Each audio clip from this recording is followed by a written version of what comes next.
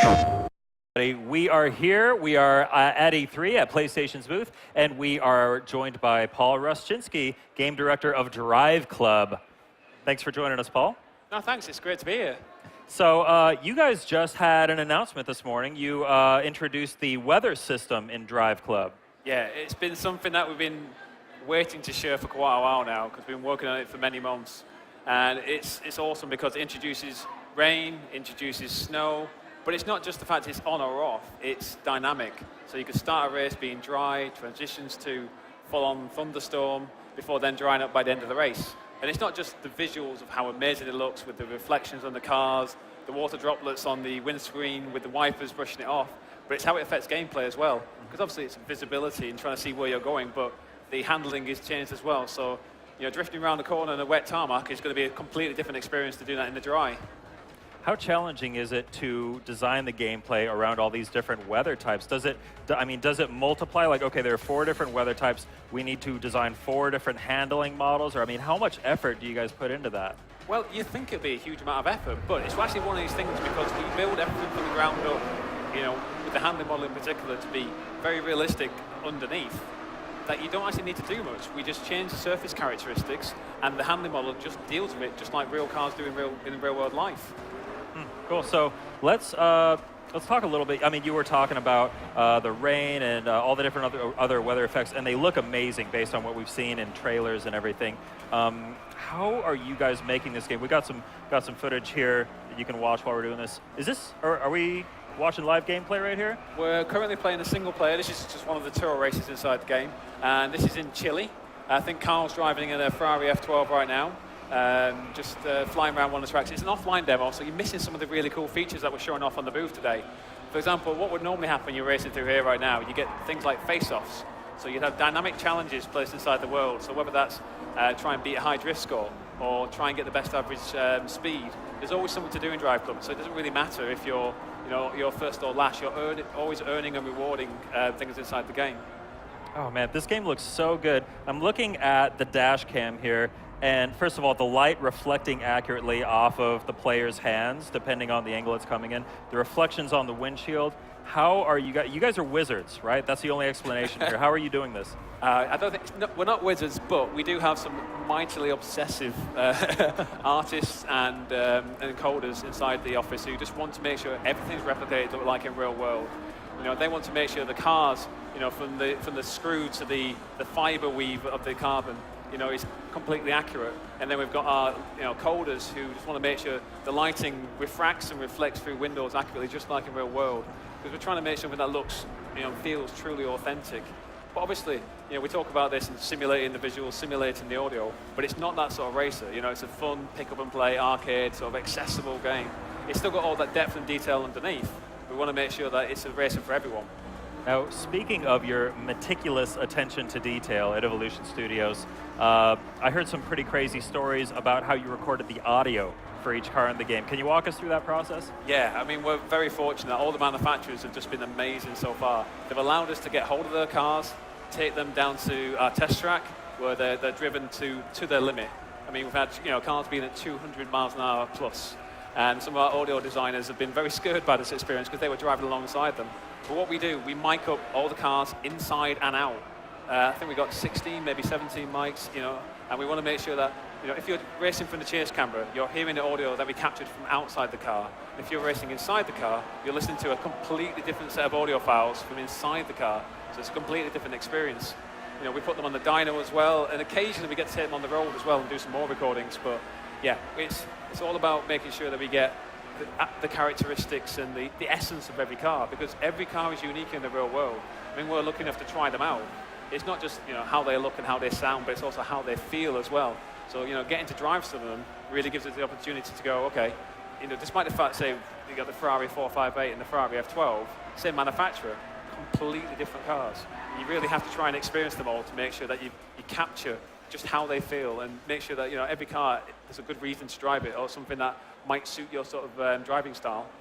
Now, talking about how the cars feel, let's talk about some of the different control methods in the game. You've got, obviously, you can play by, just using the sticks to steer. But what else have we got? Well, yeah, on DualShock 4, we've not only got obviously analog and D-pad steering, but we've actually got motion control as well.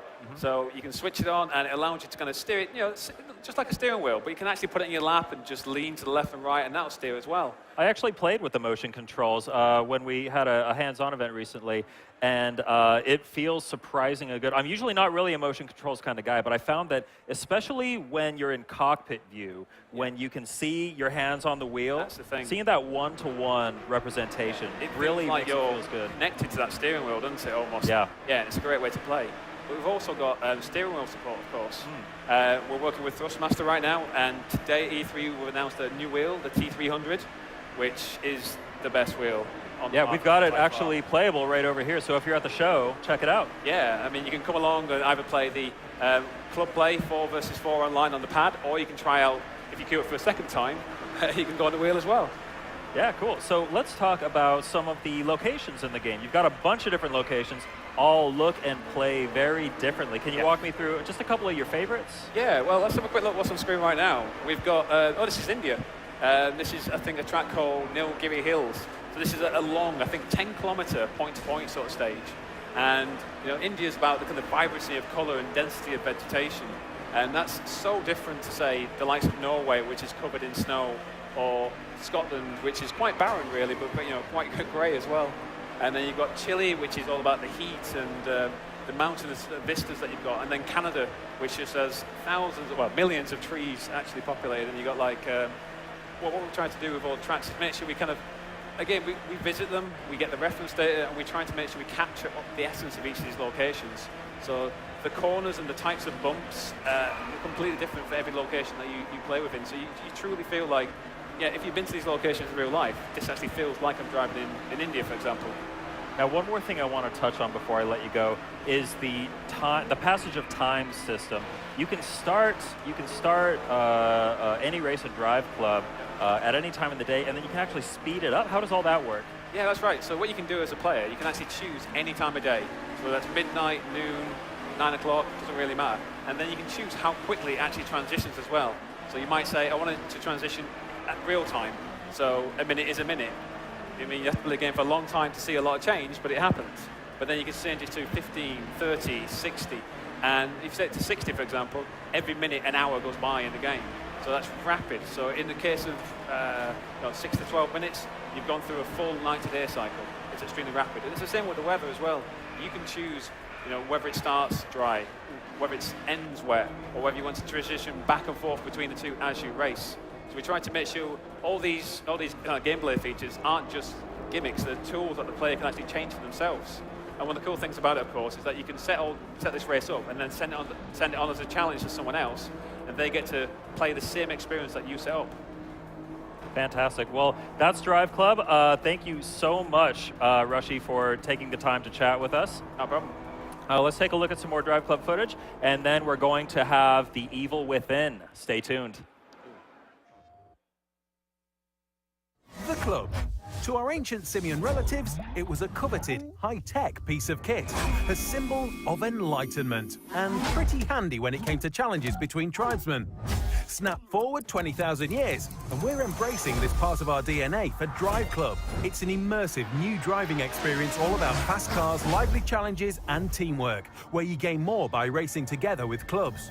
Racing is no longer just a battleground for the most competitive and skilled drivers. This time, we're inviting everybody along to enjoy the ride. It's a driving philosophy made not of wood, but of awesome. And we want everyone to join in. You choose who you play with. Join your friends or enlist your own team. Then play together to build a strong reputation. Your legacy starts when you define your club name and choose your colours, logo and liveries. But it's how you play that will ensure your club becomes a force to be recognised and reckoned with in any starting lineup. The way you play is up to you. Whether you're all about playing hard or playing fair, nailing the apex or drifting sideways, you can do what you want. And the best part is that the rest of your club is always there to back you up. Everything they do directly helps you, and everything you do helps them to achieve more. Achieving goals means earning accolades to build your reputation. Complete races, beat rivals, don't crash, slipstream, overtake, powerslide, tour the world, or finish a challenge. Every tire-shredding moment contributes to achieving an accolade. which will see your fame multiplier skyrocket. The more members you have in your club, the quicker you'll get to those accolades. And because club accolades are shared, everyone benefits. As with our old primitive friends and their nifty clubs, many hands made light work of the competition. That's revolution in a hairpin.